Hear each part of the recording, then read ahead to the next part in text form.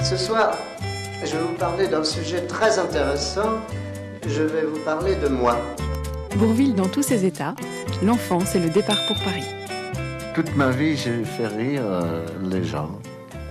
Même, ce qui m'avait frappé, c'est que lorsque j'étais jeune, je faisais rire les adultes à un point qu'ils perdaient l'autorité qu'ils devaient avoir sur moi.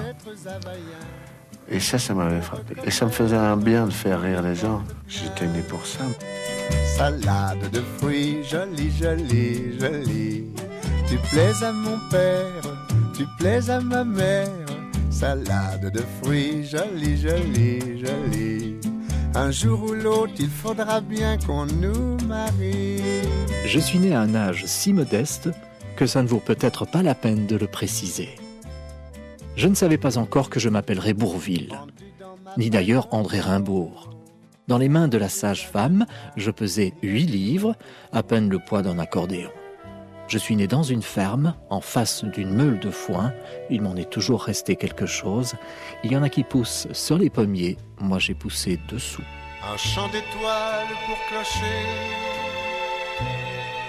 4 maisons, l'une après l'une, jouant dans l'ombre à chat perché. C'est mon village au clair de lune. Je m'appelle André Rimbaud. Je suis né à Protovicmar, dans un petit village tout près de Bourvil, le 27 juillet 1917. Mais oui, il n'y a que des 7 dans ma vie. Mais à partir de 3 ans, je suis venu à Bourvil. Ça fait que je n'ai pas le souvenir d'avoir habité ailleurs qu'à Bourvil. J'ai eu une enfance heureuse. Mes parents sont cultivateurs. Nous sommes 5 frères et sœurs. L'aîné est médecin. Moi, je suis ce que vous savez. Les autres sont cultivateurs, cultivatrices. Derrière un mur, fleurant le grain. André est né alors que la Première Guerre mondiale faisait rage. Le père d'André contracte la grippe espagnole et il décède en 1918. Albert Rimbaud laisse derrière lui sa femme, qui est enceinte d'une petite Denise. Il laisse aussi 2 enfants, René qui est l'aîné, et André, à peine âgé d'1 an. Eugénie, leur mère, doit alors faire face seule à la gestion d'une exploitation de 40 hectares et elle éduque aussi seule, bien sûr, ses 3 enfants. Et c'est pour cette raison qu'elle décide de rentrer dans son village d'enfance à Bourvil. Elle se remarie avec Joseph Ménard et le couple aura 2 nouveaux enfants, Marcel et Thérèse. C'est mon village au clair de lune.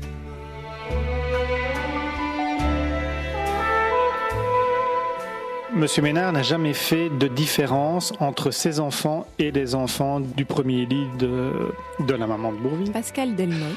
Donc, il a grandi dans une bonne ambiance familiale. Il n'y a eu aucune distinction qui a été faite entre les enfants. C'était, comme il le disait lui-même, c'était une famille heureuse qui vivait difficilement. Ce sont les années après la Première Guerre.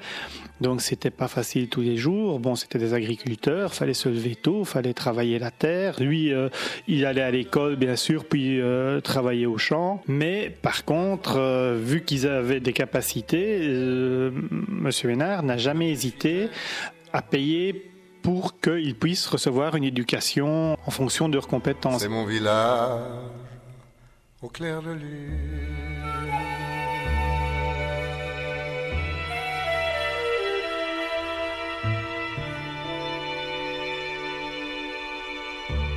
J'ai connu André Rimbaud en 1927, alors qu'il était âgé de 10 ans et demi. René Lemonnier, l'instituteur de Bourvil. Très vite, j'ai pu déceler ses traits de caractère, sa simplicité, sa douceur, sa serviabilité et sa grande sensibilité. Ensuite, j'ai été impressionné par ses dons pour le dessin, pour la peinture, par son esprit d'observation et par sa finesse. Puis, il a écrit un poème qu'il a intitulé « Moins mot », dont je vais vous lire un passage. « Moins mot est si petit que la commune l'oublie, portant des scènes, des hommes. Un seul et étroit chemin y est creusé. où deux voitures ne peuvent se croiser. L'hiver, les voitures, dont les roues creusent le chemin, font de la boue. Croyez-vous qu'un cantonnier y met la main? La commune dit, il n'en a pas besoin. Parfois, cette voie est jonchée de feuilles mortes qui sont tombées. Toujours au bord du chemin s'écoule un noir purin. C'est ainsi que des nombreuses volées de mouches viennent chercher la pâtée. De tout cela, on pourrait se débarrasser s'il y avait un cantonnier. En classe, il était très studieux et très appliqué. D'ailleurs, il a obtenu le certificat d'études avec la mention très bien, le numéro 1 et les félicitations du jury. Quand j'avais 10 ans, je chantais déjà à l'école de Bourvil. C'était le bout en train de la classe. Je l'avais envoyé à Douteville au cours complémentaire pour qu'il continue ses études, car je désirais qu'il soit instituteur. Mais la vie de l'internat ne l'intéressait pas. Il était pris de liberté et au bout d'une année, il a quitté le pensionnat.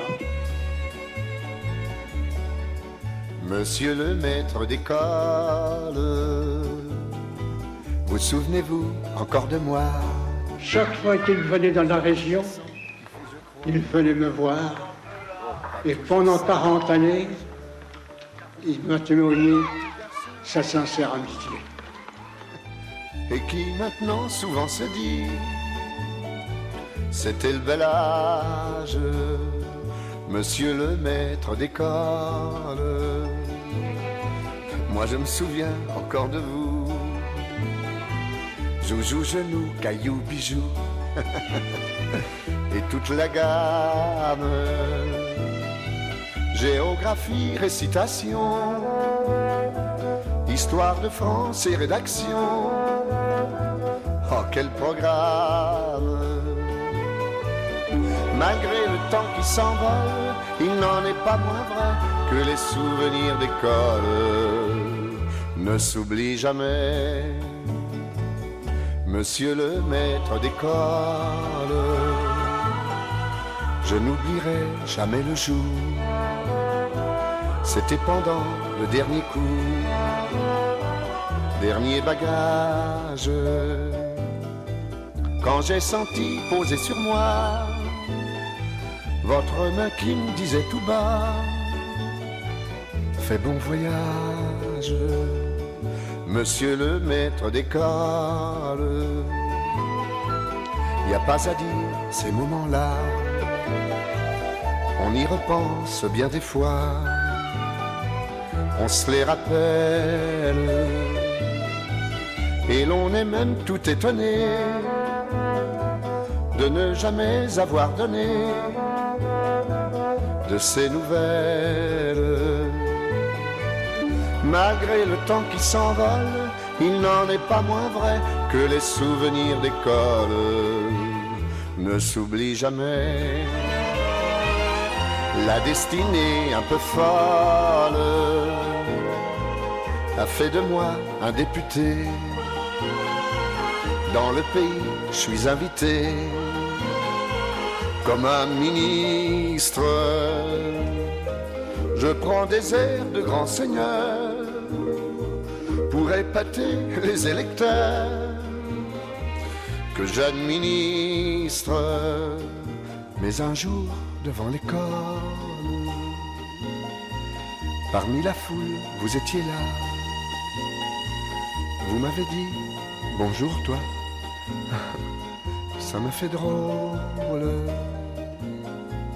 Je suis redevenu le petit gars. J'ai murmuré comme autrefois.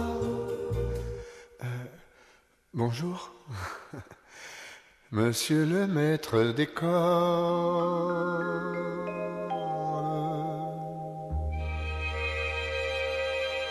J'ai eu toujours la passion du théâtre. Malheureusement, nous étions loin de ce métier. Mes parents ne pensaient pas un seul instant qu'un jour je pourrais monter sur les planches. Mais j'adorais ça. Et à ce moment-là, quand j'avais 7-8 ans, c'était en 1925. Oui, c'est ça. Entre 25 et 30, il n'y avait pas encore la radio là, dans les campagnes. Et j'adorais les chanter dans les repas, dans les communions, enfin quand il y avait un repas chez nous. Je faisais tout mon possible pour me produire devant les invités. Et je faisais venir des chansons de Paris, je faisais venir des chansons de la maison, le Record du Rire, parce que je croyais que ça allait être plus amusant, mais c'était des chansons qui existaient ailleurs. Et un jour, et l'instituteur me faisait chanter aussi, quand il y avait une petite fête. Et un jour, un dimanche plutôt, c'était le jour de ce fameux concert, j'étais enfant de chœur. Et le dimanche, j'allais à la messe forcément, et j'écoutais le sermon du curé, ou plutôt je l'écoutais pas parce que ça m'intéressait pas tellement, parce que quand on a une dizaine d'années, on écoute ça d'une oreille distraite. Mais moi, je pensais à mon concert qui aurait lieu le soir. J'y étais tellement par la pensée que quand le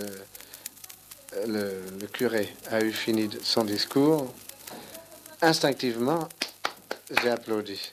Si bien que ma grand-mère qui était dans la nef, là, m'a fait un coup d'œil terrible, elle s'est dit qu'est-ce qui lui prend à celui-là. Comme mes parents voulaient que je sois instituteur, et l'instituteur aussi d'ailleurs, alors ils m'ont envoyé dans une école, dans un internat quoi, à Wadouville, puis je m'ennuyais un peu. Je suis revenu à la ferme, je suis resté 2 ans à la ferme, de 15 ans à 17 ans, et après je suis parti commis boulanger. Je suis resté 2 ans et demi boulanger à Saint-Laurent-en-Caux et à Rouen. J'avais appris à jouer du piston, du bugle, la trompette à la fanfare de Fontaine-Medin. Et après, pour ne pas aller dans l'Est en tant que soldat, parce que tous les Normands vont dans l'Est, moi je me suis engagé dans une musique à Paris. J'avais 20 ans, je suis arrivé à Paris en 1937. Il y a déjà 21 ans de ça, dites-donc. Ça file. C'est un souvenir pour moi formidable, parce que quand je suis arrivé à Paris, le 6 mars 1937, je suis arrivé tout seul, personne, je connaissais personne, avec ma trompette sous le bras, à la gare Saint-Lazare. Je vous assure que... Voilà. Et à Paris, je me suis essayé, j'ai commencé dans les crochets. En fait, c'est votre service militaire qui vous a donné l'idée? Ah non, j'avais déjà cette idée-là, mais je n'avais jamais osé le dire. Non, parce que vos parents n'étaient probablement pas d'accord. Oh non, parce que nous sommes tous cultivateurs depuis des générations. Nous sommes 5, et je suis le seul baladin de la famille. Le seul tambour. Quand il eut passé le premier degré du cycle d'études. Bourvil a intégré l'armée, mais il reste bien sûr passionné par la musique et par la chanson. Il décide alors de former un groupe avec quelques copains musiciens. Max Luisard et ses Boys. Le groupe anime plusieurs bals dans les quartiers parisiens. Oh là là que c'est beau, oh là là que c'est beau. On ne se doute pas quand on est chez soi qu'il y a des choses comme ça. Oh là là que c'est beau, oh là là que c'est beau. Vois-tu Ferdinand, tout arrive à temps quand on est content. Lorsqu'il eut 20 ans et que le printemps pousse en pire folie, avec un bouquet de fleurs d'oranger, il partit au bal.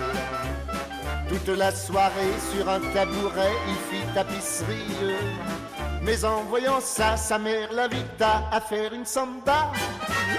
Oh là là que c'est beau, oh là là que c'est beau. Un pas en arrière, un pas en avant, dans les bras de maman. Oh là là que c'est beau, oh là là que c'est beau. Vois-tu Ferdinand, tout arrive à temps quand on a 20 ans. Oui, mais on ne peut pas la nuit et le jour passer toute sa vie comme un petit garçon dans les mains de papa ou les pieds de maman. À 31 ans, ayant amassé des économies, un soir par hasard, il croise Irma qui lui dit « Je les prends ». Oh là là que c'est beau, oh là là que c'est beau. Un petit cœur à soi qui vous chauffe les draps quand il fait bien froid. Oh là là que c'est beau, oh là là que c'est beau. Vois-tu Ferdinand, quand c'est le moment, tout arrive à temps. Oh là là que c'est beau, un peu de printemps. La guerre a éclaté en 1939. J'étais militaire, j'ai fait comme tout le monde. Vous avez été mobilisé. Vous n'êtes pas resté dans la musique du régiment en ce moment-là? Si, je suis resté. Mais vous savez qu'en temps de guerre, les musiciens classés, vous savez, on classe les musiciens, on met de l'ordre dans les affaires. Et en tant que musicien, on m'a mis brancardier. Ah, c'est bien ça. Oh, pas tellement. Heureusement qu'on ne vous a pas demandé de taper à la machine, vous ne saviez pas. Et j'ai eu la chance de ne pas être prisonnier. Et en 40, j'ai été libéré. Mais déjà étant militaire, en 37, 38, je chantais. J'avais chanté aux fiancés de Beer, vous savez, au poste parisien. J'avais chanté au Radio Cité aussi dans Musical des jeunes. Là, je m'en faisais pas parce que j'avais la caserne pour me nourrir. Alors, quand je travaillais pas, je venais manger à la caserne. Alors qu'en 40, c'était moins drôle parce que surtout qu'en 40, c'était l'année du Rutabaga. Alors, et je poursuivais tout de même mon idée parce que je suis assez têtu. Et je faisais des auditions un peu partout. Et finalement, en 42, j'ai débuté un petit peu à Montmartre. J'étais chez Tonton. Et après, j'étais chez Carrère. Et j'étais à l'Alhambra. Et c'est à partir de 1942, j'ai pu vivre de ce métier. Et voilà. Tout au début, quand j'étais militaire, en 37-38, je chantais des chansons de Fernandel, et puis des chansons de Noël. Quand j'ai vu que les chansons des autres m'allaient pas tellement bien, j'ai essayé de les écrire, et je me suis appris tout seul, parce que, vous savez, je n'ai jamais écrit la musique de mes paroles, la musique de mes chansons, je veux dire. J'écrivais tant bien que mal, j'écrivais des paroles. Et c'est comme ça que je me suis fait un répertoire, j'ai écrit mes monologues. Bourvil veut se faire connaître, il veut se faire un nom dans le milieu du spectacle. Et quoi de mieux à l'époque que de participer au crochet et au radio-crochet. Les crochets, c'est l'équivalent de la télé-réalité actuelle, du style Star Academy, The Voice ou des choses comme ça. C'est-à-dire que le crochet était présenté par un animateur qui stimulait le public pour encourager ou bien pour débarquer un chanteur amateur. Donc le chanteur venait présenter sa chanson. Si le public n'était pas convaincu, il criait crochet, crochet, et l'animateur avec un grand crochet venait attraper et sortait le chanteur de la scène. En général, les crochets, il les gagnait. C'est à cette époque-là qu'il crée son personnage de Bourvil que l'on connaît dans les premiers films. Donc il rabattait sa frange, il mettait son costume trop court, et paraissait le bonnet de service. En général, on lui donnait 30 secondes, mais une fois qu'il a commencé à chanter, la salle était écroulée et de rire, et bon, il faisait tout son spectacle, et il en a gagné quelques-uns qui lui ont permis d'avoir des engagements par la suite. Il y avait également des radios crochets, donc qui étaient diffusés en radio, et il en a gagné un très célèbre qui était celui des fiancés de Beer, une marque d'apéritif, qui lui a permis d'avoir un engagement pour 6 semaines sur le poste parisien en radio. Lorsque je suis né, mes parents étonnés firent tout d'abord un drôle de nez. Quand vint le docteur, j'appris avec stupeur que j'aurais pu être masseur. Quand on s'aperçut que j'avais quelque chose en plus, ils me baptisèrent alors tout ému. Ignace, Ignace. André Rimbourg chante alors les chansons de son idole Fernandel. Tout comme lui, André va se choisir un pseudo. Fernand Contandin et Fernandel. Lui, André Rimbourg, sera Andrel. Et Andrel se crée un personnage qu'il veut faire passer pour un imbécile. Ignace, qui me vient tout droit de mes parents. Ignace, il est beau et ça comme un gars. Moi je le trouve plein de grâce. Ignace, je m'en crois pas, mais il me place. Ignace, c'est un nom charmant. Moi je crois que c'est un personnage qui correspond exactement au chanteur amateur qui vient au crochet et inconsciemment il chante des chansons qui ne sont pas pour lui. C'est le gars qui ne se rend pas compte qu'il est ridicule, quel que soit le genre qu'il aborde. Par exemple, s'il veut chanter une chanson dramatique, tout le monde en rit et il s'en étonne. S'il veut faire de l'esprit, ça pèse 100 kilos, il en rit le premier comme un grand abruti, et les gens rient de sa bêtise. Et lui, il croit que les gens rient de son esprit. S'il veut faire une chanson de rythme, il est lourd comme un éléphant. Et les gens rient toujours de son incompétence. Et c'est de là qu'est parti mon personnage. Quand je faisais mon tour, d'ailleurs, j'accentuais un peu ça. J'arrivais très sérieusement, avec la sincérité d'un chanteur qui veut épater avec une chose douce. Et je me faisais annoncer par un quatrain très pompier pendant qu'on jouait Parlez-moi d'amour. Et j'arrivais là-dessus et je disais, je commencerai, n'est-ce pas, par un tango argentin intitulé Reviens, dis. Ah, déjà ça, on disait quel abruti alors. Et après, je disais maintenant, pour changer de genre, je vais vous chanter une chanson de rythme. Alors là, ça tombait. Et je disais 3e genre, 4e genre. Alors je faisais tous les genres et j'en faisais pas un de bon. C'était l'inconscient, quoi.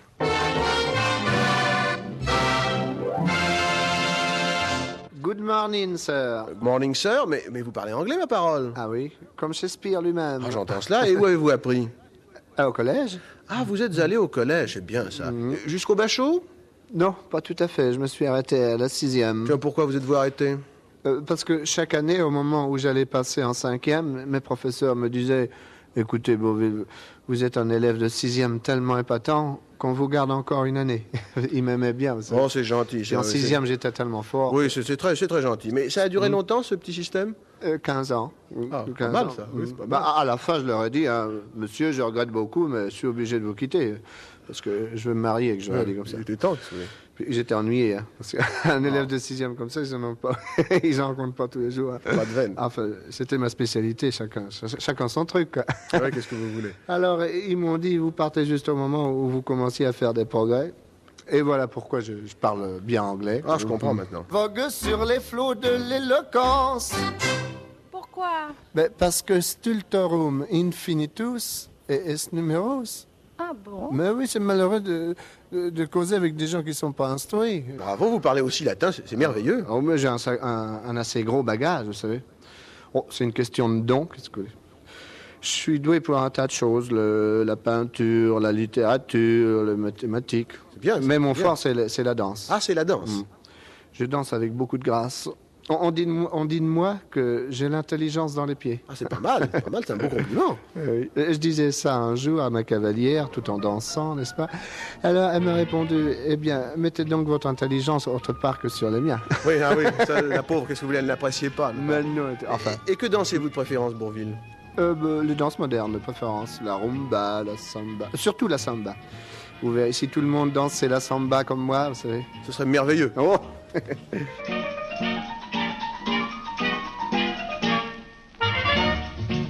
Qu'est-ce qu'il faut pour danser?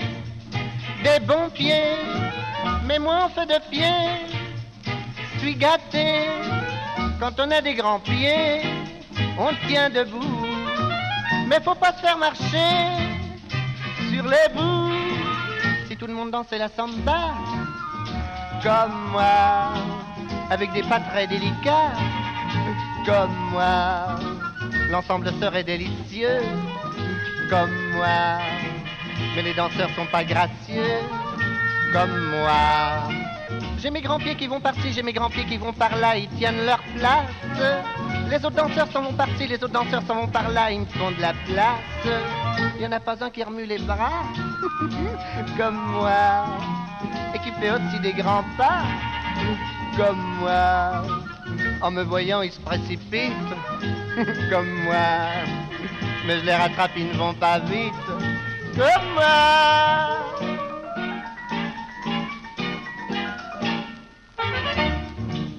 Quand je suis élancé, comme cela, c'est fou ce que je peux filer. Faut voir ça. Quand la danse se termine, y a plus personne. On me dit que j'ai bonne mine, ça m'étonne. Si tout le monde dansait la samba, comme moi, ce serait beau, ne trouvez-vous pas? Comme moi, l'autre jour ils ont voulu faire comme moi, mais ils se sont fichus par terre, comme moi. Mes grands pieds glissent d'un seul coup sur une poitrine qui était en dessous, là que je m'étale. Si ces idiots savaient danser, on ne m'aurait pas retrouvé à l'hôpital. Forcément, ils ne dansent pas bien, comme moi. Comme danseurs, ils ne valent rien, comme moi. S'ils savaient seulement, ils savent pas. Comme moi, danser, danser bien la samba. Comme moi, comme moi, comme moi. Nous sommes dans les années 1940, c'est la Seconde Guerre mondiale et les temps sont durs. Bourvil vit dans une mansarde au 54 de la rue de Clichy. Il partage le loyer avec un camarade de régiment. Il se souvient alors des difficultés de cette époque et il nous raconte une de ses anecdotes avec cet humour qui le caractérise si bien. Déjà à ce moment-là, j'avais des petits engagements. Je passais chez Carrère, déjà à ce moment-là. Et exactement, voilà ce qui s'est passé. J'avais un ami, qui est toujours mon ami d'ailleurs, qui est bijoutier. Et il a besoin de ses doigts pour travailler dans le petit monde, n'est-ce pas? Alors il ne peut pas faire de gros travaux, il a peur de s'abîmer les mains. Et moi, comme j'étais toujours considéré comme le costaud de mon régiment, parce qu'il était au régiment avec moi, il m'avait dit j'ai une cuisinière à aller chercher à Clichy. Il habitait rue de Bretagne. Je dis bon, alors j'avais un vélo, moi j'étais garçon de course. Alors j'ai été louer une remorque. Bon marché, le meilleur marché possible, forcément. La plus petite, comme un imbécile que je suis, elle était trop petite. Quand je me suis amené devant cette cuisinière, elle n'entrait pas. Elle était en biais, vous comprenez? Et alors, je suis parti comme ça faisait un bruit de tôle épouvantable, tout le monde me regardait. Et je suis descendu la rue de Clichy, là. Il y avait encore des pavés. Ça faisait un bruit épouvantable. Et je suis arrivé place de la Trinité beaucoup plus vite que je le pensais. Et à ce moment-là, il y avait sur la place publique, qui existe encore, je crois, des choses rondes qui éclairent, vous savez. Mais avec leur fichu guerre, ils éteignaient tout ça. Alors moi, je suis arrivé à toute bombe. Sur la place de la Trinité. Ne voyant pas ces choses-là, il y a une des roues de la remorque qui est passée sur ce truc-là. En tournant, alors, ça a déporté ma pauvre cuisinière. Elle est tombée, place de la Trinité, et alors, elle était cassée, forcément. Et alors, il vous fallait payer quand même la remorque. Ah oui, oui. À déduire de ce qu'on vous donnait. Si bien qu'il a dû vous rester quelques maigres francs pour... Il m'est resté des déficits, oui. Oui, des déficits. Oui. C'était la première bonne affaire de votre vie. Les crochets ne suffisent pas à nourrir Bourvil, qui est alors obligé de faire toutes sortes de petits métiers pour survivre. Mais attention, il ne perd jamais de vue son rêve, devenir un artiste reconnu et faire rire le plus de monde possible. Je n'ai jamais été malheureux moralement. Matériellement, j'étais comme tous les collègues. Vous savez, il y a un moment où on mange un peu de vache enragée, comme on dit. Alors, j'aurais aimé avoir un petit peu d'aide, pécuniaire. Mais j'en ai pas tellement souffert, vous comprenez, parce que j'avais une très bonne santé. Ça se passait pendant l'occupation, j'avais 25 ans, et j'arrivais toujours à gagner ma vie avec des métiers divers, d'ailleurs. J'étais chez un camarade qui était plombier, alors je l'aidais un peu. Et j'étais aussi, assez longtemps d'ailleurs, comment on appelle ça, saute-ruisseau, c'est-à-dire... Chez un notaire? Oui, c'est ça, je portais... Garçon de course, on appelle ça. À la rue de Berry, à la Fiduciaire, je portais les plis. Je suis resté longtemps. Et j'avais un patron très gentil et je faisais des petits cachets entre deux. Même parfois quand il y avait matinée, je me rappelle très bien avoir accompagné Bordas à l'accordéon. Il y avait matinée à l'ABC. Et entre mes courses de tribunal de commerce et l'ABC, je faisais vite pour rentrer à l'heure, mais le patron savait très bien que j'avais la passion de ce métier. Alors, il l'avait fait étant jeune, d'ailleurs. Alors, il comprenait assez ça. Ma place, ma petite place, est une place comme il n'y a pas beaucoup de place. Ma place, oui mais quelle place? Je vois ma place, veut dire quelle est cette place? C'est pas la place Pigalle, puisque à la place Pigalle, il y a une petite femme qui sourit en vous disant tu viens chérie. Non, chez moi on a chacun la sienne. Ma place est loin d'une ville, c'est très facile, c'est à Bourvil Bourville, ça n'a fait rien. Chef-lieu Rouen, Normandie. Est-ce que j'en ai dit assez long pour que vous deviniez? France, Europe. Vous avez deviné? Non, pas encore. Terre. Ah, puis je vous en ai dit assez long. Tant pis pour vous, vous n'avez qu'à deviner. André a un impresario, c'est André Trives, et c'est lui qui lui suggère de changer de pseudonyme. André pense alors à son village d'enfance, Bourville, et au lieu de se faire appeler André, il se fera désormais appeler Bourville. En 1942, Bourville est engagé chez Carrère. C'est un cabaret sur les Champs-Élysées. Moi, je ne me pose pas comme un écrivain. Loin de là. J'avais des idées en tête, et comme je n'étais pas connu, les auteurs ne venaient pas vers moi. Il fallait absolument que je m'en sorte. Alors, j'ai décidé en 1942 de mettre noir sur blanc mes idées. Mes chansons étaient plus ou moins bien faites, mais c'était pour moi, et ça collait quand même. J'ai acquis mon métier dans les cabarets, où je suis resté plus de 5 ans, à Montmartre, à Pigalle, et voilà. La plus jolie fille du canton est une fermière qui, dit-on, répond au doux prénom de Lolo. C'est amusant de s'appeler Lolo, surtout quand on fait la profession de vendre du lait dans la région. Ah, si vous saviez comme il est bon le lait de Lolo, comme c'est Lolo qui le distribue tous les matins. Les gens dans la rue restent plantés comme des statues pour voir couler le lait de la jolie Lolo.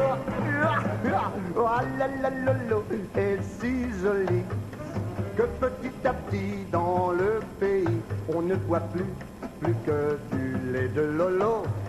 Ça ne fait pas l'affaire des bistrots. Un beau soir la bombe a éclaté et contre Lolo on s'est dressé. Ah mon Dieu, que de drame il a fait le lait de Lolo.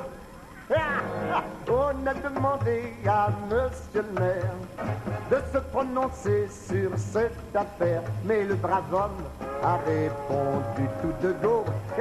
On ne peut rien reprocher à Lolo. Croyez-moi, l'histoire est compliquée. Figurez-vous que tous les bébés ne veulent pas boire autre chose que du lait de Lolo. Pour les papas, voir donner la goutte à leurs enfants, il n'y a pas de doute, c'est ravissant. Et ça les envoûte de voir couler le lait de la jolie Lolo.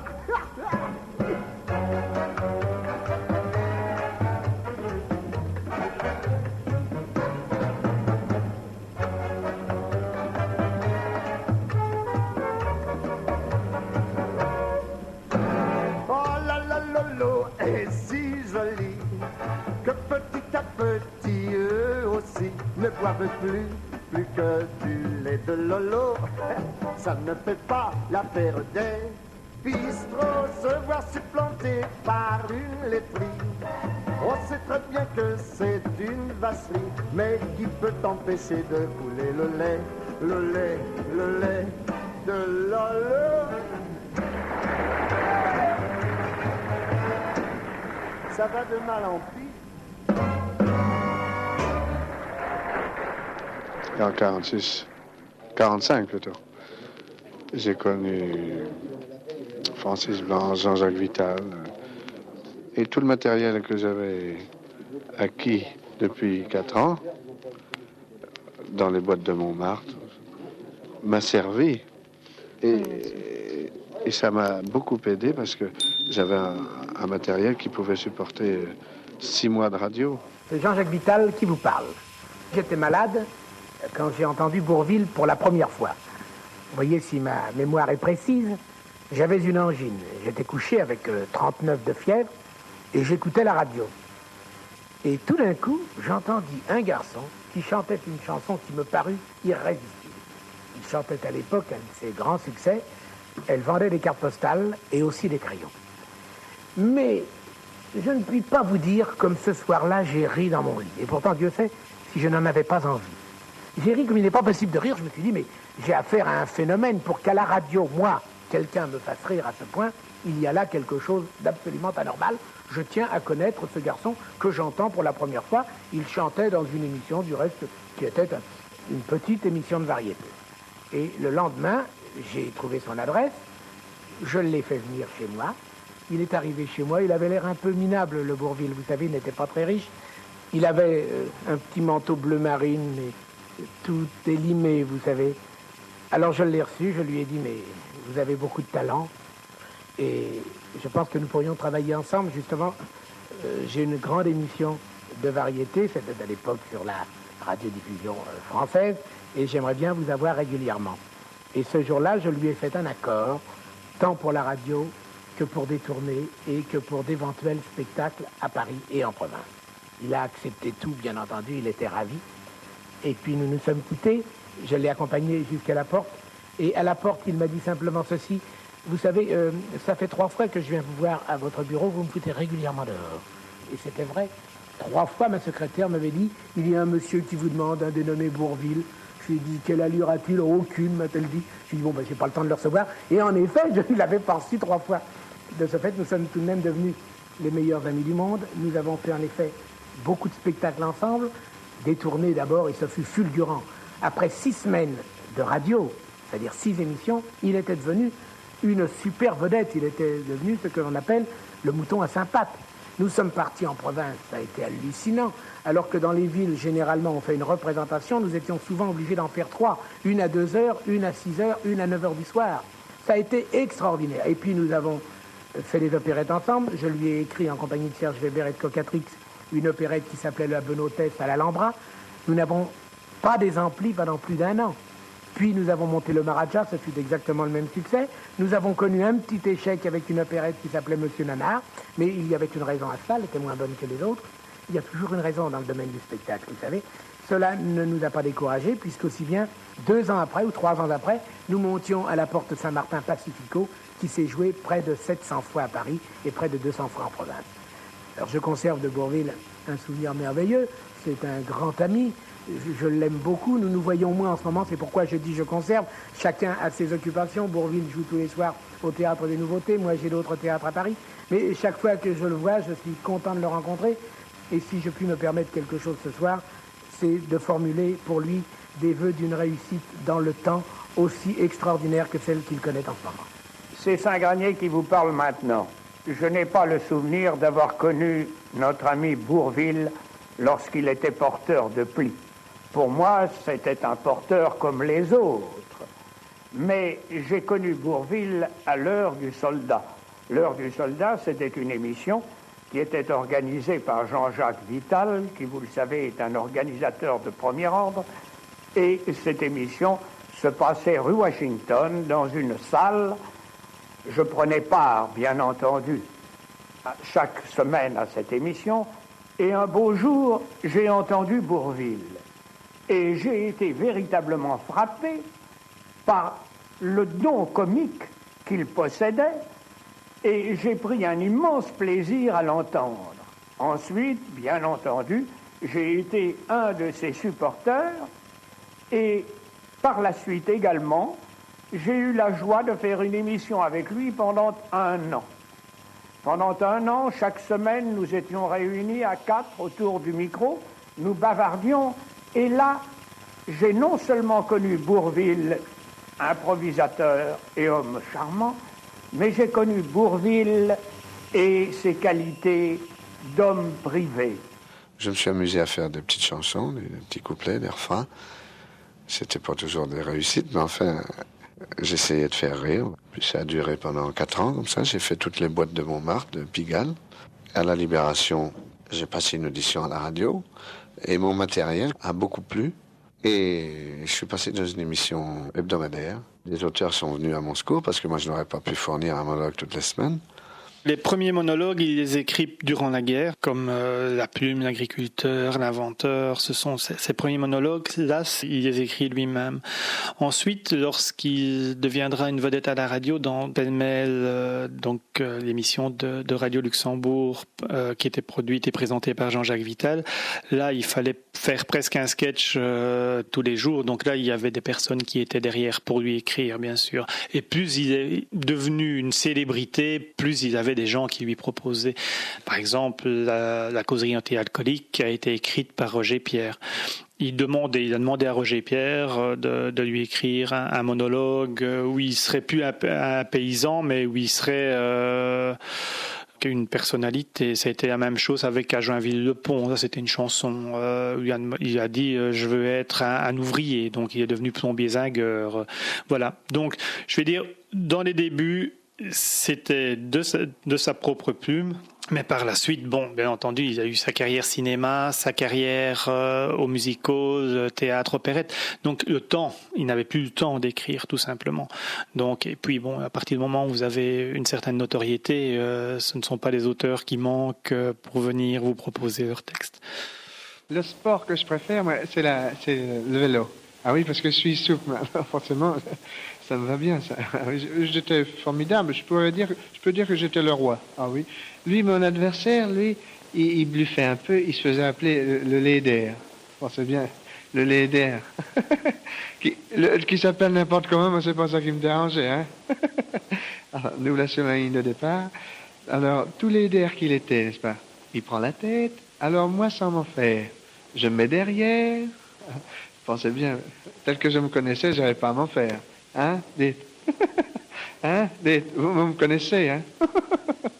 Je souriais doucement. Enfin, il pédalait. Je pédalais. Il se dépêchait. Je me dépêchais. Plus qu'il émouvait, plus que je l'émouvais. Alors, il ne pouvait pas me décoller. Et même à un moment, ça n'y a pas plu. Dans un tournant, il m'a fait un coup de lait d'air. Avec sa roue arrière, il m'a pris ma roue avant. Ça fait que j'ai fait le tournant un peu plus grand que j'aurais voulu, n'est-ce pas? Puis justement là, il y avait une haie. Puis comme un fait exprès, on aurait dit que la haie, elle était trop près, n'est-ce pas? Alors vous comprenez, quand la haie, je l'ai bien vue. Je peux pas dire que je l'ai pas vue. Au contraire, j'avais l'impression qu'elle se foutait dans moi, n'est-ce pas?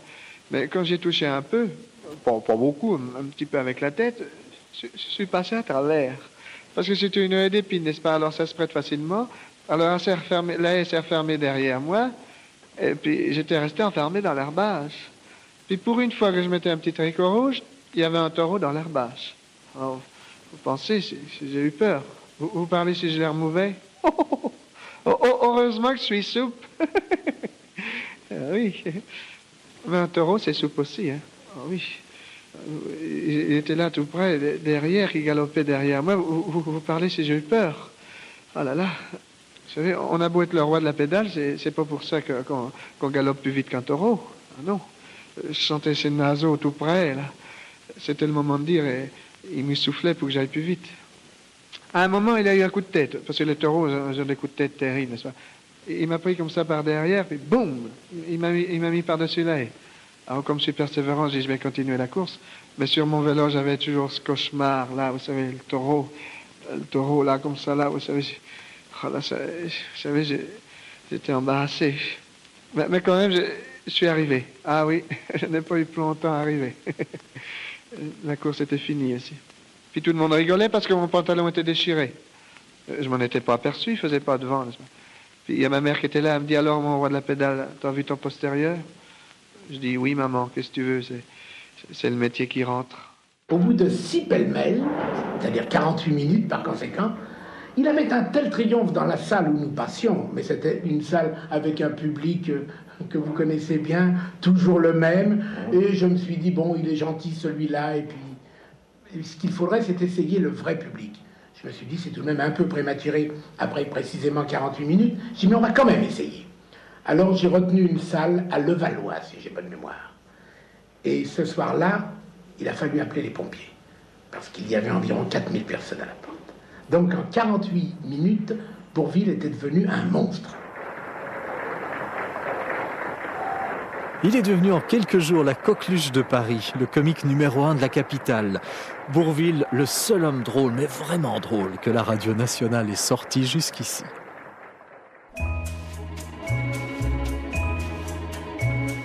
Au jardin du temps passé, je m'en vais souvent rêver, afin de retrouver mes printemps effacés.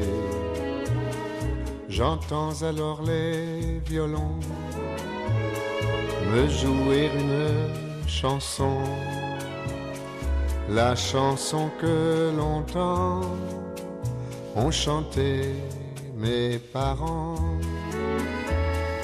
Vous, les joies de ma rue, qu'êtes-vous devenus? Où sont-ils aujourd'hui, mes copains, mes amis? Au jardin du temps passé, si les fleurs se sont fanées, j'en garde la fraîcheur tout au fond de mon cœur. Bourvil dans tous ses états, premier épisode L'enfance et le départ pour Paris, réalisation Cécile Posse, montage et mixage Pierre Devalet. Une émission réalisée avec les archives de la RTBF, de Radio Suisse, de Radio-Canada et de l'INA.